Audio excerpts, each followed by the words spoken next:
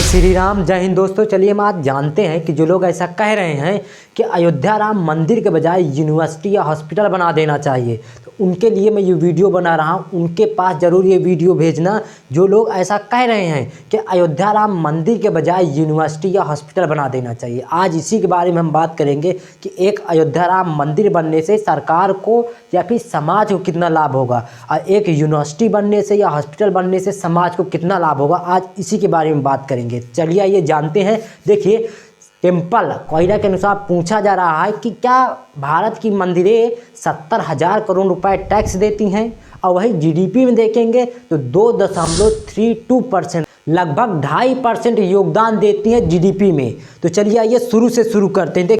पद्मनाभ स्वामी मंदिर, जिसकी कुल संपत्ति 1,20,000 करोड़ है, वो अपने दान के पैसे से जिन किसानों के बच्चों के ऊपर से माता पिता का साया उठ जाता है, उनका ग्रेजुएशन तक का पूरा खर्च मंदिर उठाता है। माता वैष्णो देवी के मंदिर, यह मंदिर जम्मू कश्मीर के रियासी जिले के त्रिकुटा पहाड़ी के ढलान पर स्थित है, और इस मंदिर में हर वर्ष 500 करोड़ सालाना देखेंगे तो 500 करोड़ दान आता है, और इस दान के पैसे से खेल परिसर और छात्र छात्राओं के लिए शिक्षा की व्यवस्था की जाती है।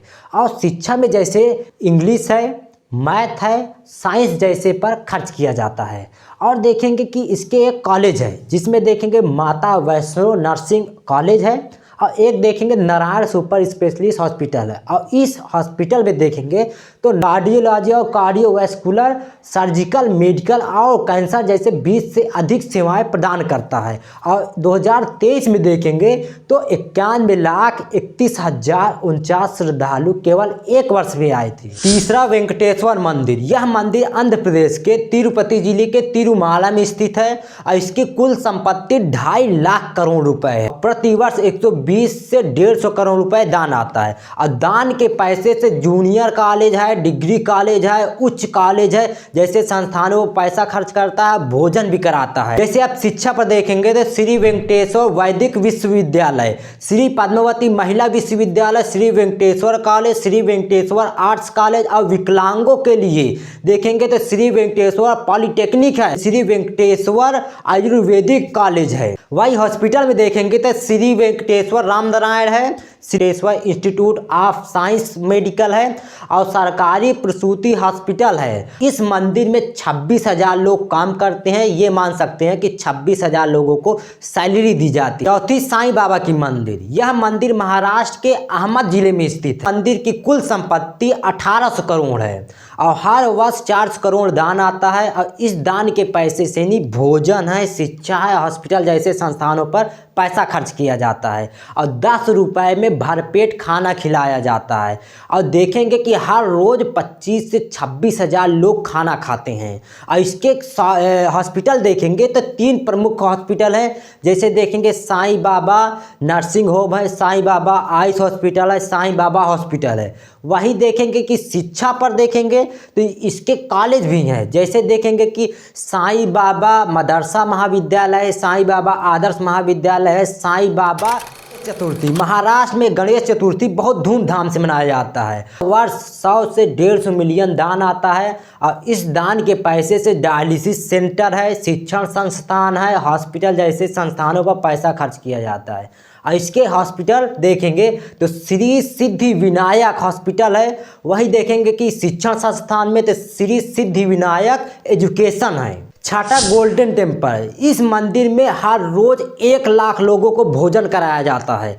आप समझ सकते हैं कि ये मंदिरें गरीब लोगों को कितना पेट भरती है। इसके बारे में जान चुके हैं। अब हम जानेंगे कि समाज को सबसे ज़्यादा फायदा किससे होगा।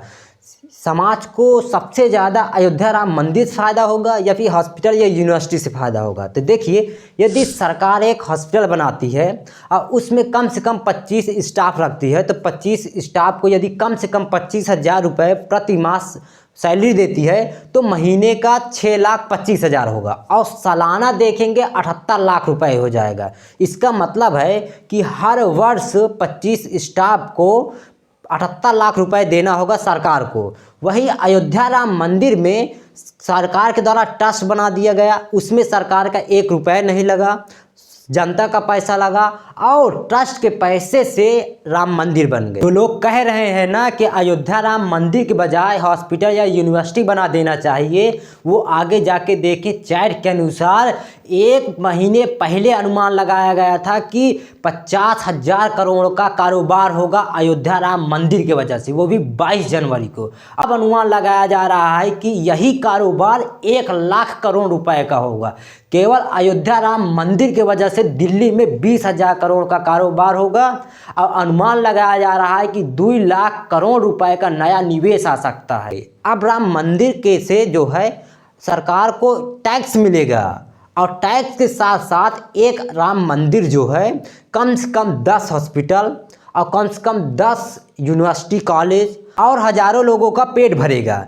तो इसका मतलब ये है कि यदि सरकार एक हॉस्पिटल या यूनिवर्सिटी खोल देती है तो उसमें हर वर्ष सरकार को पैसा देना पड़ेगा, और यदि उसके दर पर एक मंदिर से 10 हॉस्पिटल, 10 कॉलेज और हजारों लोगों का पेट भरेगा, तो इसका मतलब ये है कि मंदिर बनने से सरकार को फ़ायदा है और हॉस्पिटल या यूनिवर्सिटी बनने से सरकार को घाटा है। वही इस समय देखेंगे तो आज से 15 दिन पहले चैट के अनुसार बताया गया था कि केवल अयोध्या राम मंदिर के प्राण प्रतिष्ठा से 50,000 करोड़ रुपए का हानि कारोबार होगा, और अब बताया जा रहा है कि ये कारोबार जो है 1 लाख करोड़ रुपए का होगा। तो आप अनुमान लगा सकते हैं कि एक अयोध्या राम मंदिर की कीमत 1800 करोड़ रुपए है और वो एक राम मंदिर जो है 1 लाख करोड़ रुपए का कारोबार होगा उससे।